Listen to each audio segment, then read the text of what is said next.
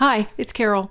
I'm going to show you today how I made this art journal page out of canvas and some pressed flowers. These are larkspur, and a stamp and some old-timey papers out of a magazine.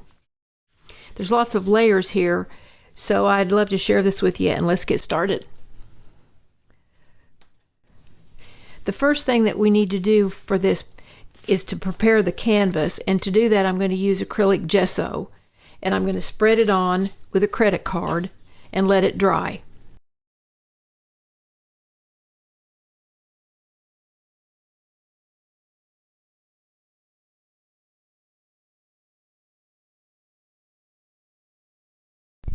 I'm spreading gel medium on the front and the back of these old magazine pages. You can see underneath I've used a silicone mat, which is nice, but it's not a have-to-have. My papers are ready. They've been coated front and back with gel medium. I'm going to tear down the borders and tear them to a size that I think will look good with my canvas. I like to get a lot of contrast, darks and lights, so I'll probably use some faces in here too, but you won't be able to tell their faces when we get them all put down with, covered up with the gesso. Just pick out images that you think are fun and we will make them work.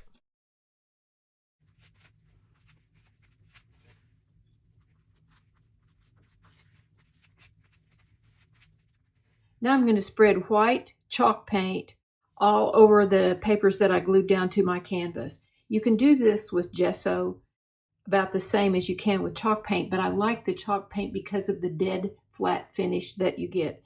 So I'm going to use a credit card and just squirt a little bit of the chalk paint on there and spread it around with the credit card. And if you can leave little blank spaces where you don't cover it up, it just makes it a lot more interesting. Now I'm going to let this dry.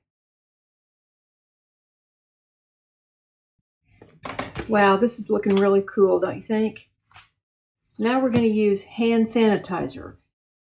Alcohol is a solvent for acrylic paint. And I love the hand sanitizer because it's kind of like a gel and it stays put and you don't risk spilling it all over the workbench. But just use a drop and a rag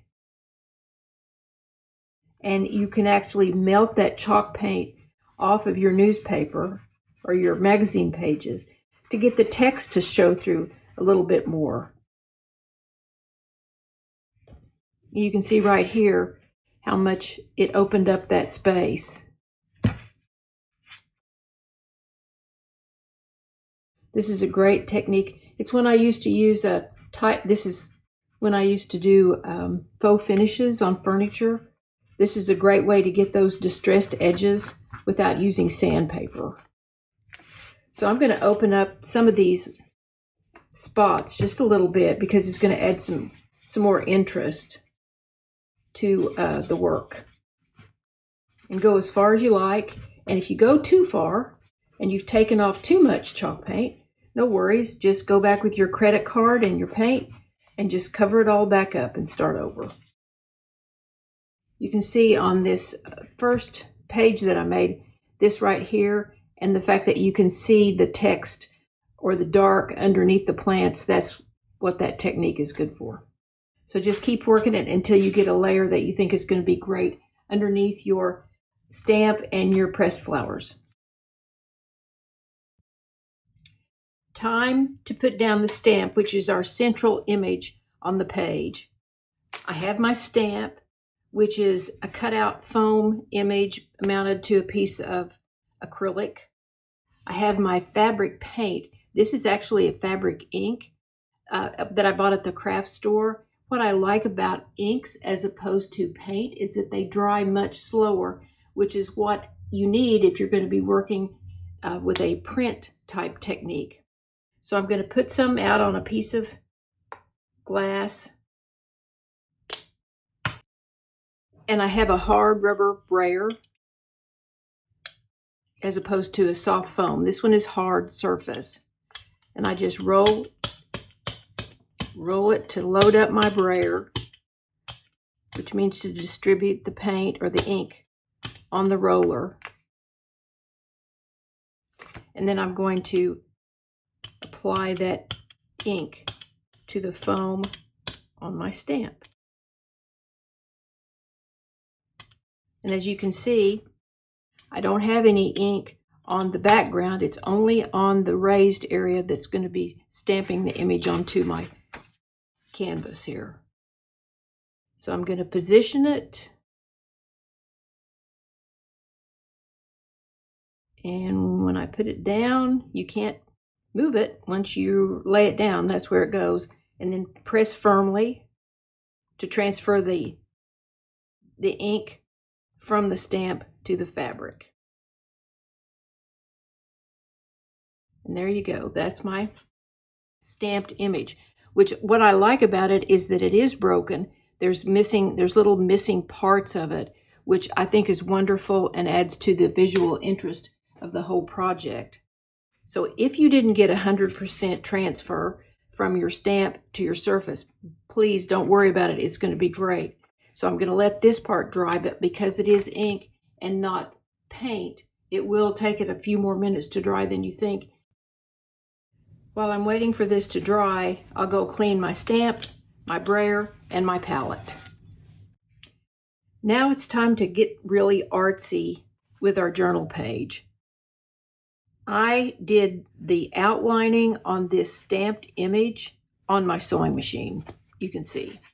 My old sewing machine had no problems at all stitching through the paint, the paper, the gesso, the gel medium. None of that was a problem. I just stitched around it, did a straight stitch, and did it like outlining, and I think it looks kind of like ink.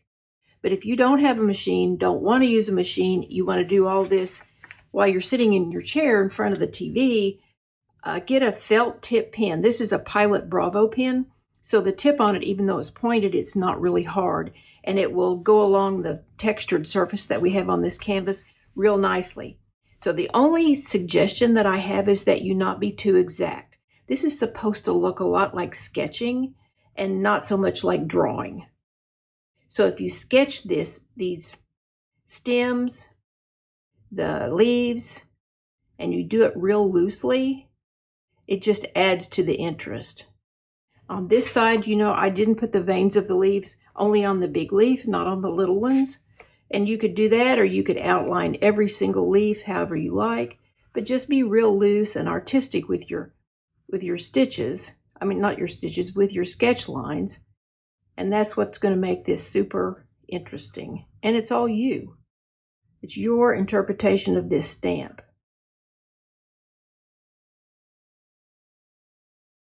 So you could do this on your machine, you could do it with a pen. Either way, you're going to get a really artistic version of it that is just you and how you are when you get ready to make art. And that's what matters the most.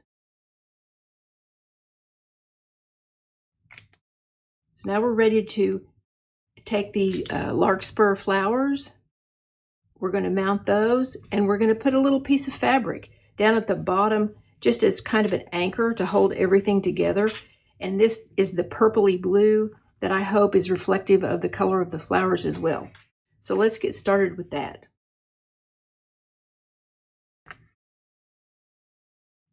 I've torn this little piece of fabric into size that will just fit at the bottom. I love to tear the edges, not cut them with scissors. So I'm going to glue this down using the gel medium that we've been using pretty much all day. Use a credit card and just make a strip of the gel medium across the bottom of it and press this little piece of fabric in it. Okay, that's all there is to that. Another suggestion that I have is that we cut out petals to make a little flower that matches that bottom border. Completely optional, but I think it adds something. So all I did was to take my little piece of fabric and some scissors and just cut out petals and glued them down. I've cut out my 5 little petals. Now I use my paintbrush to put some adhesive on this so I can glue my little petals down.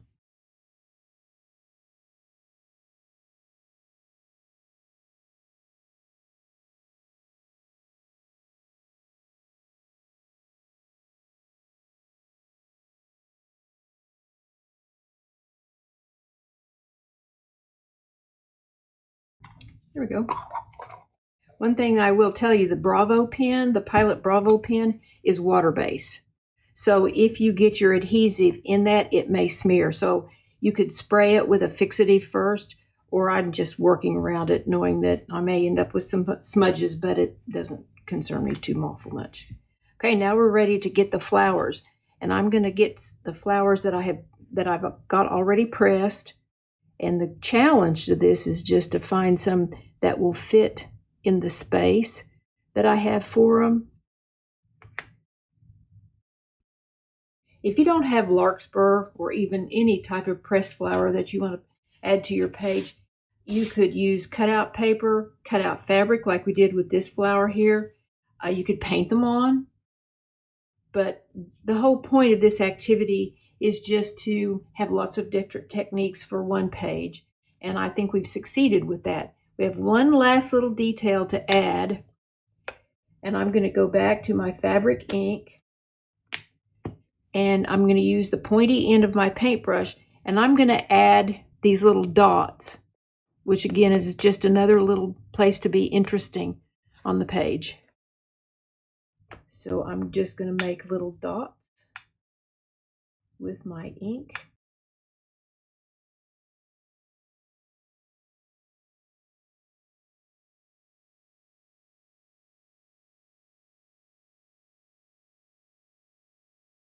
That's it. We've completed a page for our fabric journal, and I think it just looks super. I appreciate you spending time with me on this project. I would love it if you subscribe to my YouTube channel if you haven't done so already, or my newsletter so that you can find out what projects I'm working on. Thanks again for joining me.